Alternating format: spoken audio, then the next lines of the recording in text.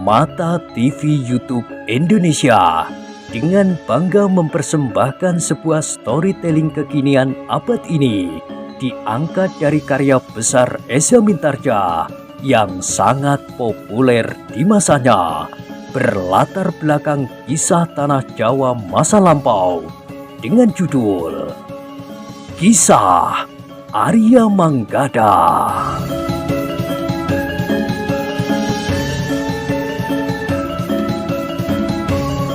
Pada kesempatan yang sangat baik ini, kita masuk pada episode yang ke-38. Selamat menikmati.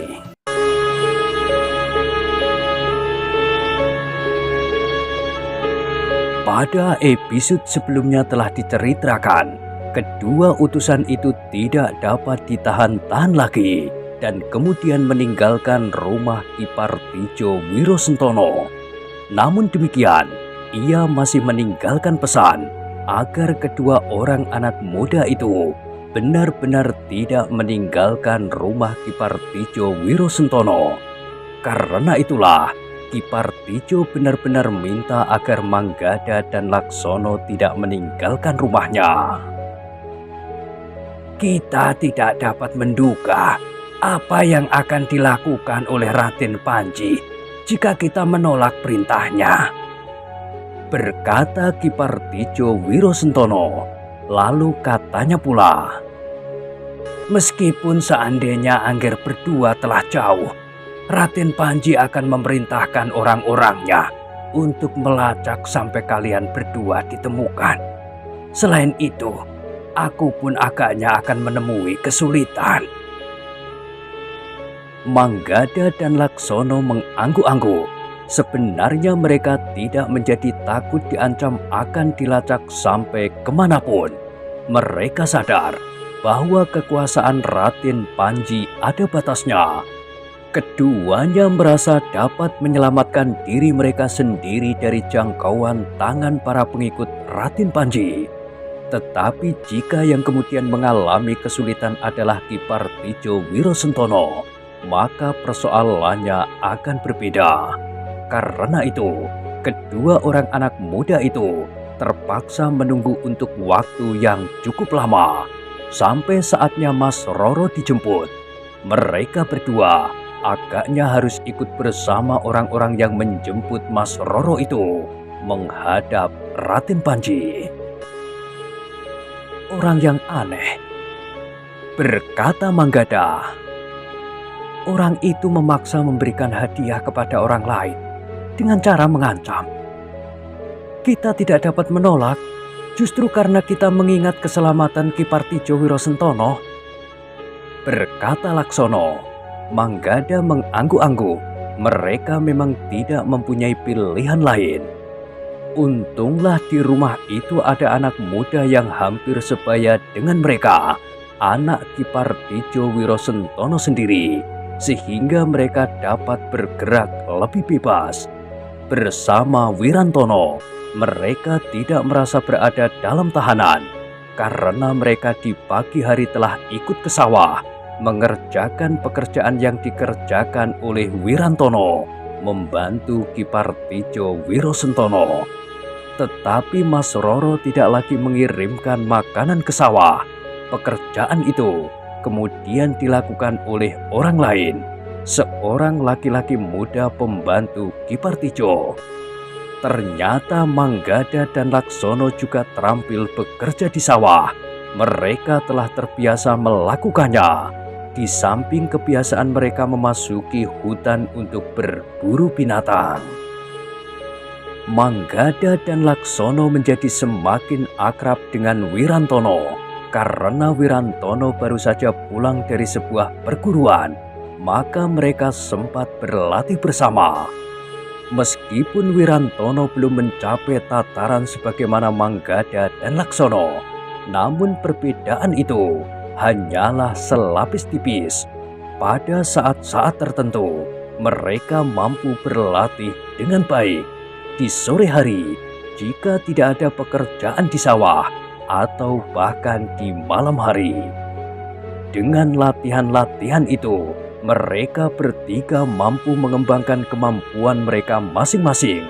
Manggada dan Laksono yang mempunyai dasar unsur-unsur ilmu yang berbeda dari Wirantono dapat saling mengambil keuntungan dari perbedaan itu. Anak-anak muda yang masih ingin berkembang itu telah berusaha menemukan sesuatu yang dapat memperkaya unsur-unsur gerak mereka masing-masing. Namun atas usul Wirantono, mereka selalu menyembunyikan kemampuan mereka yang sebenarnya dari pamannya, Ki Reso.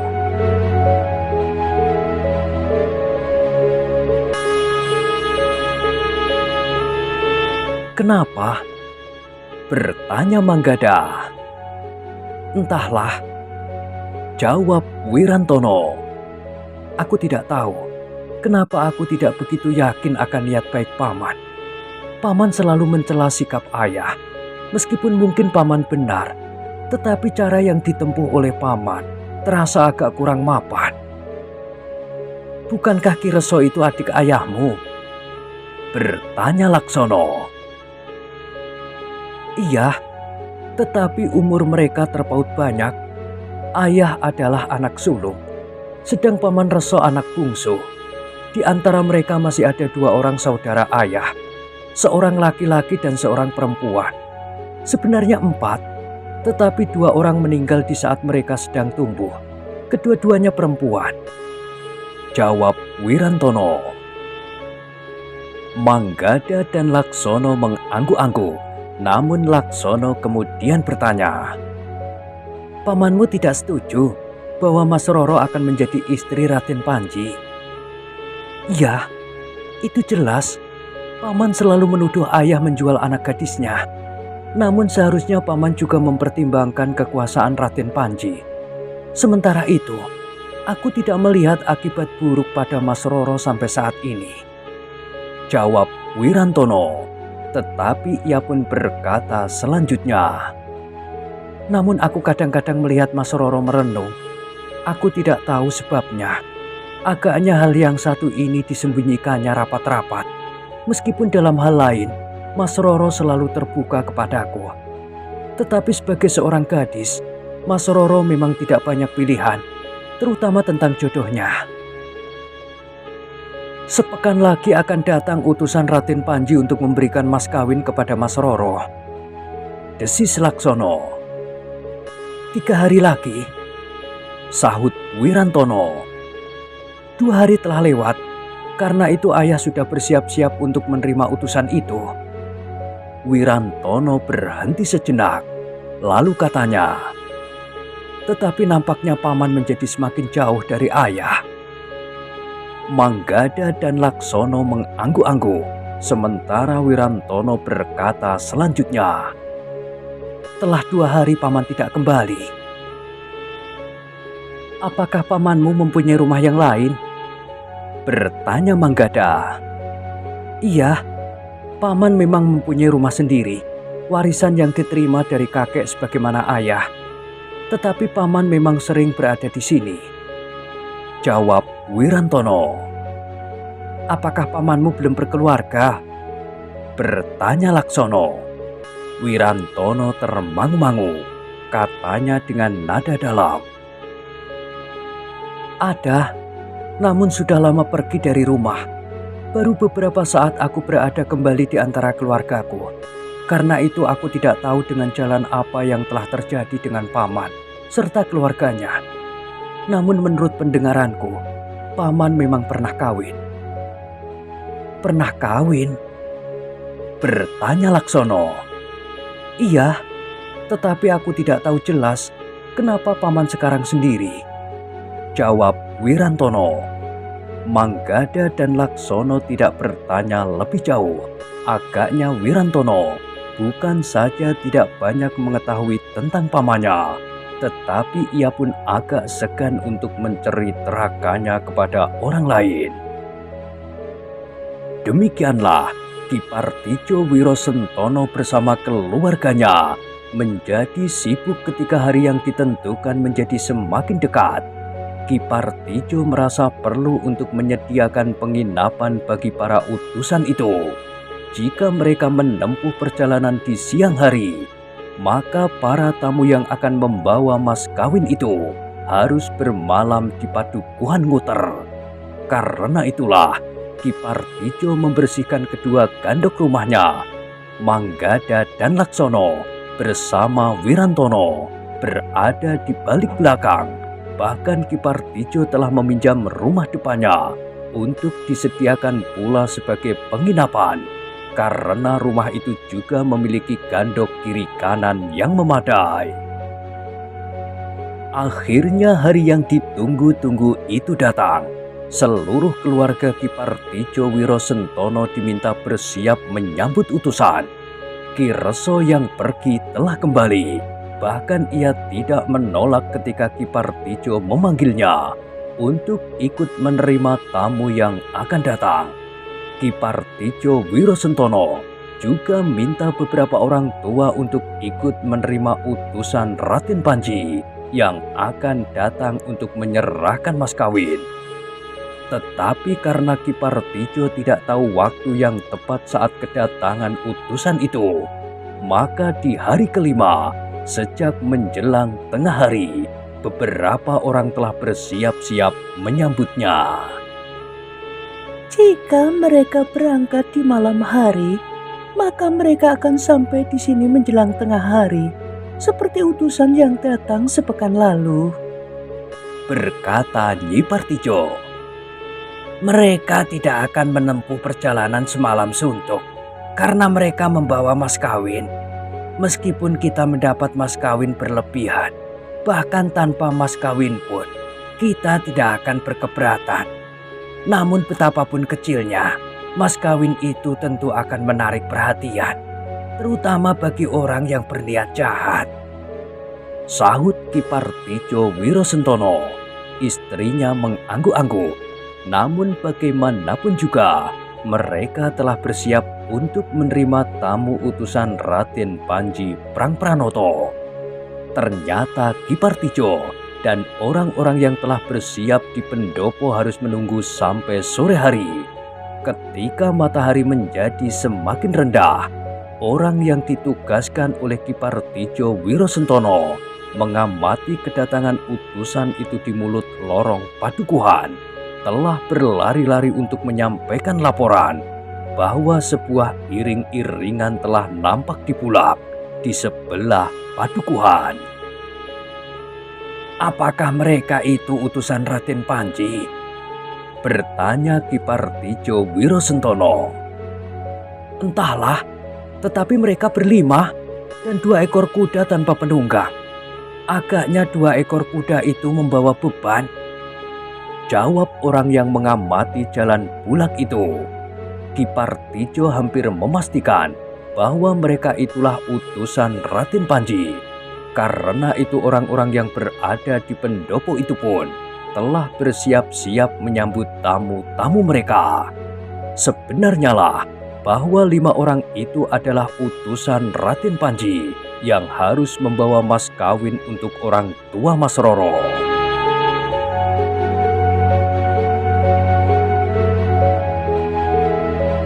Kelima orang itu kemudian diterima dengan sangat hormat oleh Ki Partijo dengan keluarganya. Bahkan Ki Reso pun ikut menerima mereka. Sikapnya berubah sama sekali.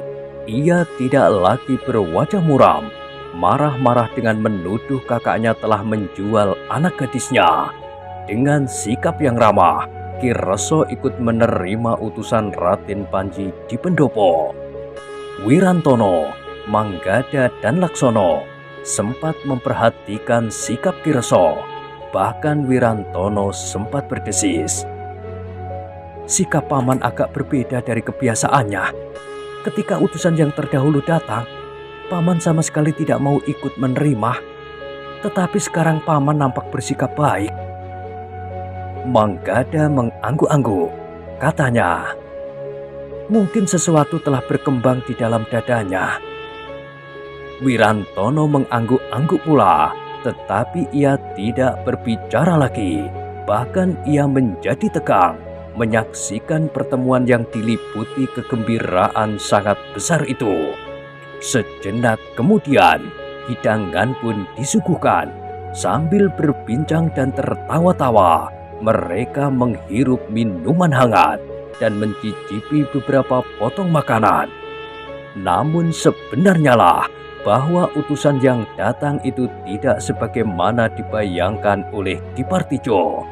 Ia menyangka bahwa utusan yang datang adalah orang-orang tua yang akan menyampaikan mas kawin dengan berbagai macam upacara adat. Di antara mereka, tidak ada seorang perempuan pun. Hanya 5 orang yang berpakaian sebagai pelayan dalam di rumah Raden Panji Prangpranoto.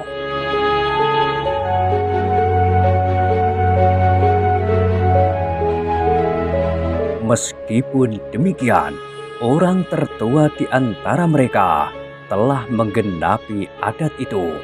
Ia merupakan utusan dan sekaligus mewakili orang-orang tua yang datang dengan resmi untuk melamar Mas Roro. Dengan menyerahkan mas kawin itu, kelima orang itu pun kemudian mengambil mas kawin yang harus diserahkan. Tidak seperti biasanya, berupa sanggan dan pakaian sepengadep, diiringi 2 atau 3 buah jodang berisi makanan, di samping sejumlah uang yang dibawa kelima orang utusan itu membuat Kipartijo tercengang. Agaknya Raden Panji ingin menyelesaikan upacara itu tanpa mengikuti urutan adat. Ia begitu saja menyerahkan sejumlah uang yang nilainya tidak pernah dibayangkan oleh Kipartijo Wirosentono. 5 kampil berisi kepingan-kepingan uang, di antaranya kepingan uang perak dan emas. Selain itu, Raden Panji juga mengirimkan pakaian 5 pengadep.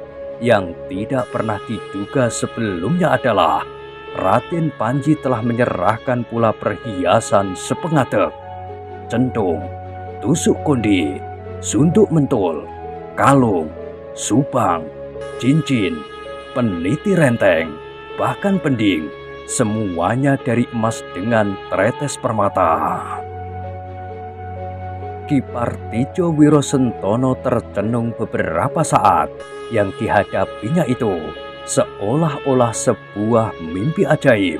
Karena itu, Kipartijo terkejut ketika yang tertua di antara kelima orang itu berkata, "Semua yang dikirimkan Raden Panji telah kami serahkan. Dengan sengaja kami menunjukkan semuanya ini di hadapan saksi, sehingga jika Raden Panji menanyakannya, tidak akan ada selisihnya. Memang kami tidak menganut adat yang seharusnya berlaku dalam upacara Asok Tukon. Kami tidak disertai orang-orang tua laki-laki dan perempuan, tidak pula membawa sanggan dan jodang. Semua itu dilakukan Raden Panji karena keadaan, jarak yang panjang, serta waktu yang terasa sempit." Kipartijo Wirosentono mengangguk dalam-dalam. Dengan nada rendah ia berkata, "Kisanak, apa yang diberikan oleh Raden Panji Prangpranoto kepada keluarga kami sudah terlalu banyak. Bahkan kami tidak tahu bagaimana menghitung semua itu. Adapun mengenai upacara berdasarkan adat, kami sama sekali tidak merasa terlampaui. Jika ada perbedaan dari kebiasaan yang berlaku, hanyalah sekedar laku, bukan isi dari upacara itu. Karenanya, kami mengucapkan beribu terima kasih, tidak hanya 1-2 kali, tetapi berkali-kali dan setiap saat." Kelima orang utusan itu tertawa. Yang tertua di antara mereka berkata, "Yang diberikan kepada Mas Roro memang sangat banyak. Itu jika dihitung dengan angka yang kita kenal. Tetapi tentu tidak bagi Raden Panji Prangpranoto, karena Raden Panji memiliki jauh lebih banyak dari yang kita duga." Kipartijo Wirosentono mengangguk-angguk. Demikian pula Ki Reso, yang juga menjadi sangat heran melihat barang-barang berharga sekian banyaknya.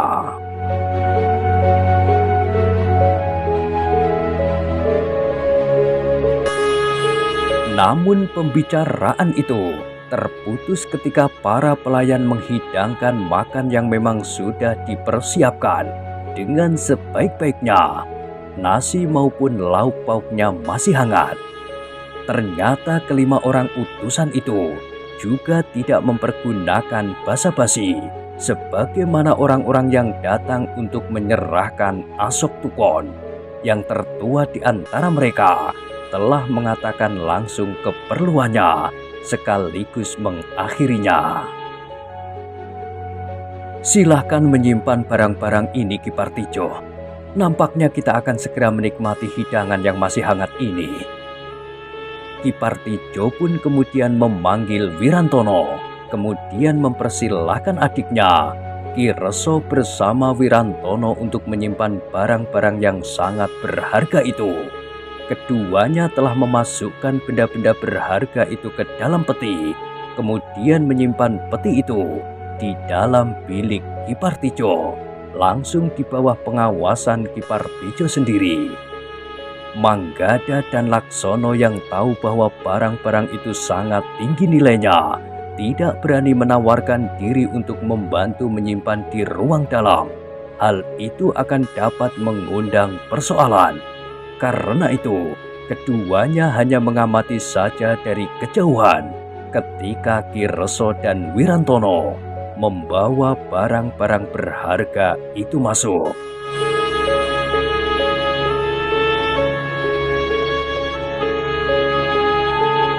Sementara itu, setelah barang-barang berharga disimpan, Ki Partijo Wirosentono mempersilahkan tamu-tamunya menikmati hidangan bersama keluarga Ki Partijo. Bahkan yang tertua di antara para utusan itu telah sempat bertanya tentang dua orang anak muda yang telah menolong Mas Roro dari cengkaman tajamnya kuku-kuku harimau. Apakah mereka masih ada di sini?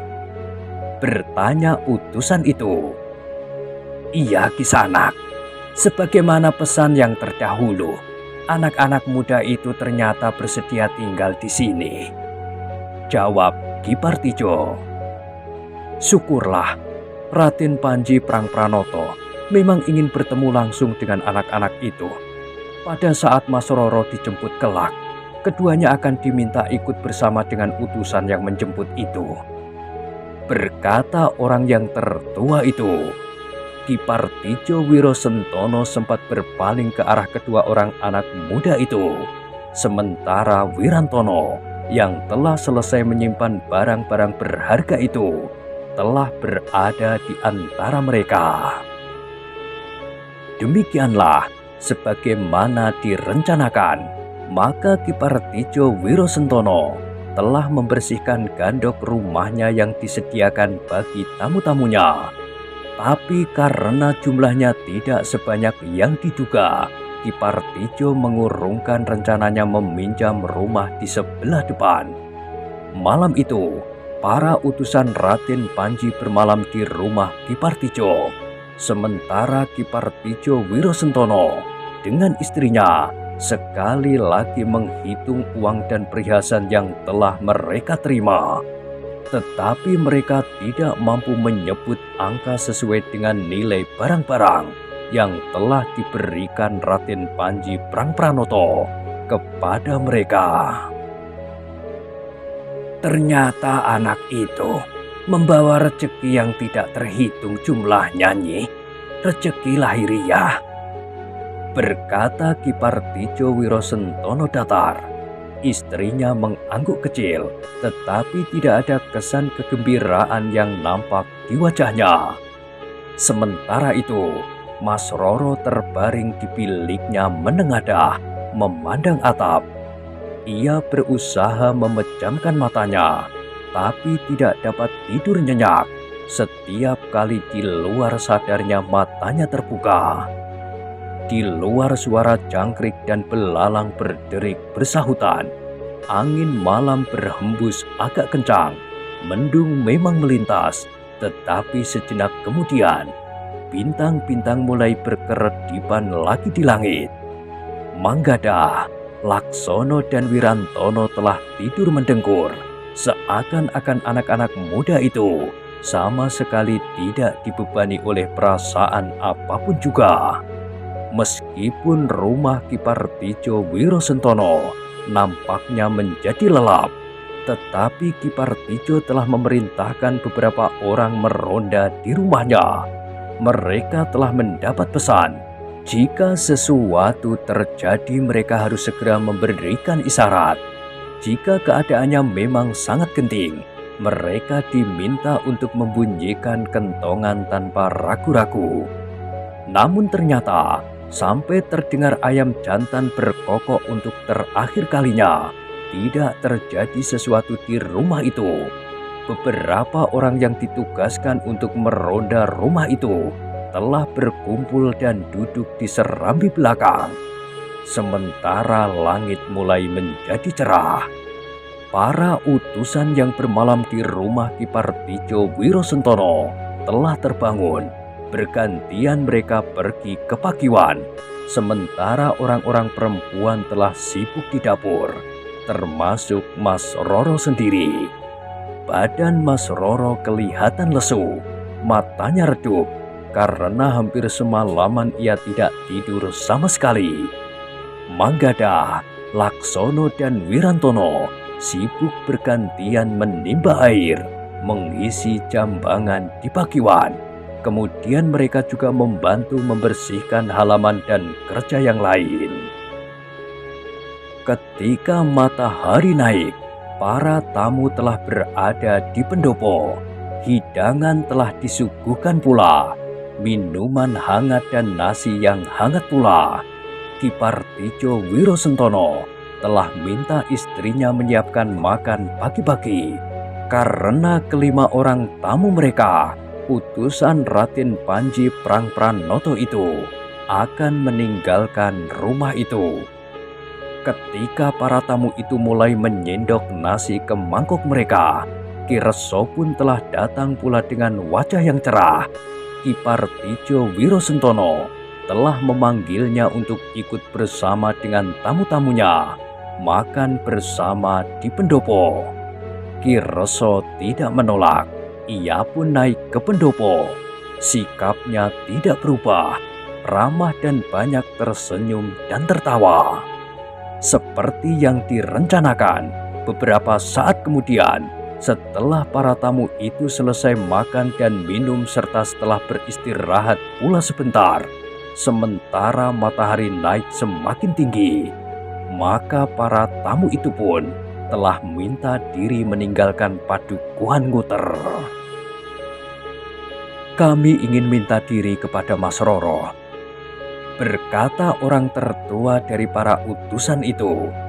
Ki Partijo Wirosentono termangu-mangu sejenak, namun kemudian ia pun mengangguk hormat sambil berkata, "Gadis itu gadis pemalu."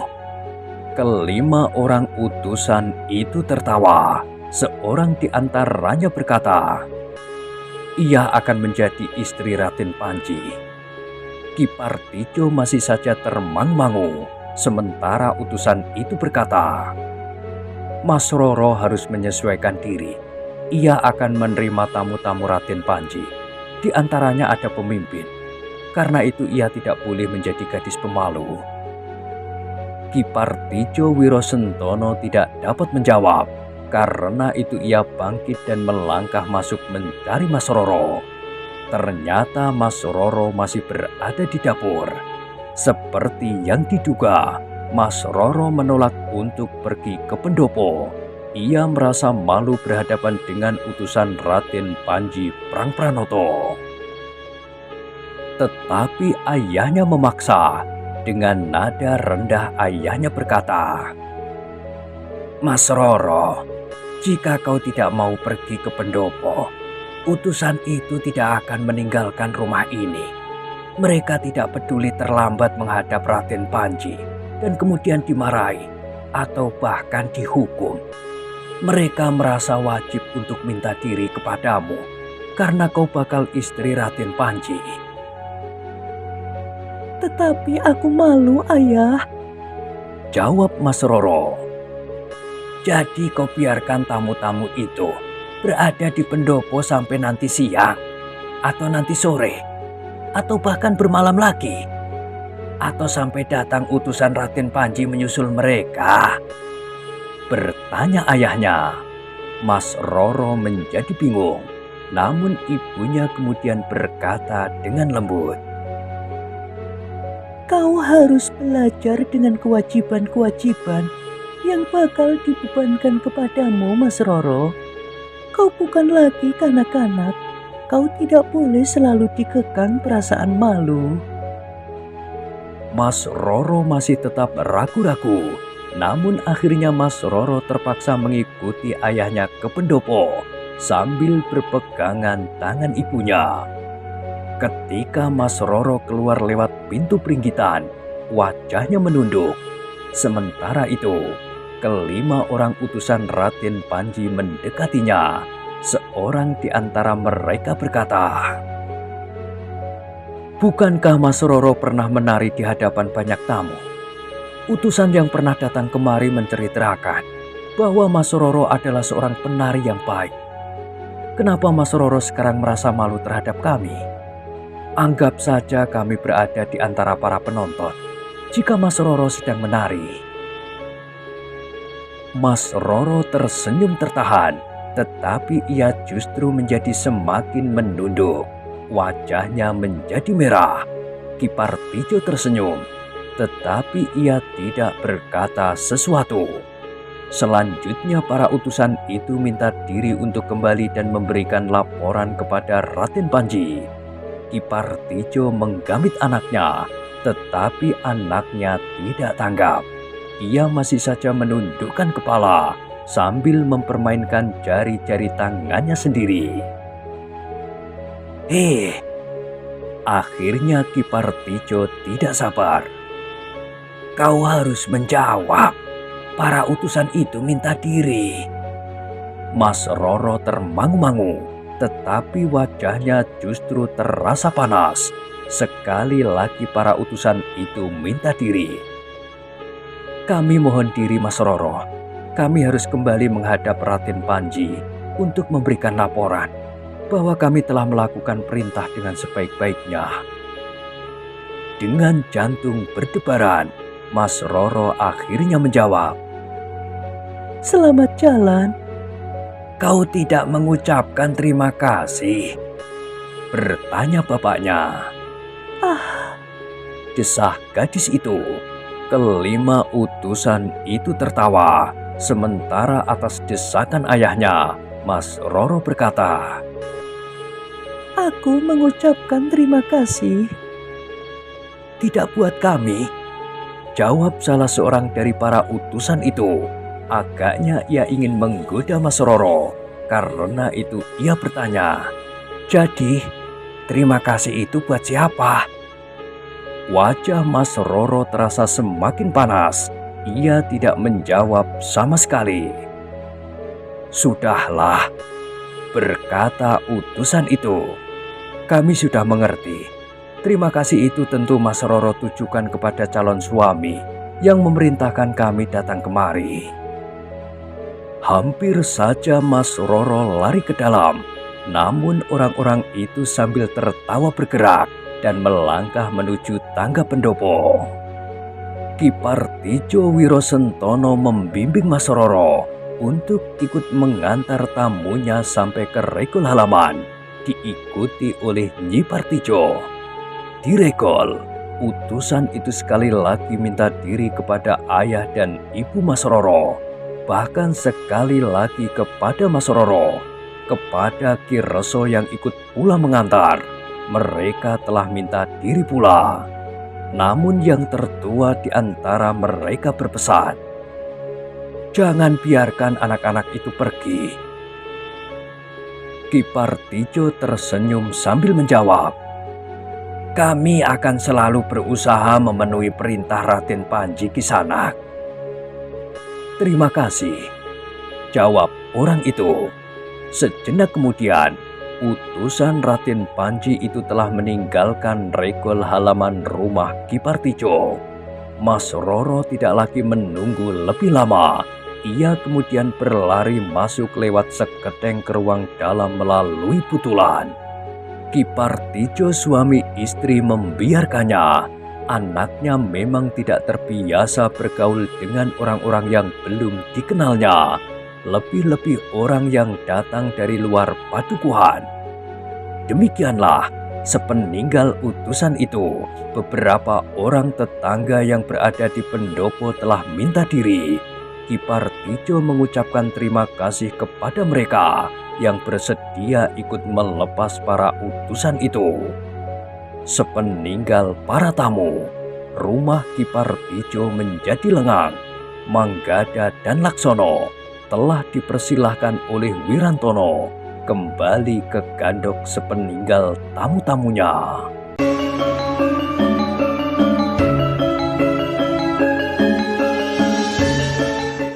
Nah, bagaimanakah kisah selanjutnya? Silahkan ikuti terus kisah Arya Manggada pada episode berikutnya. Sampai jumpa.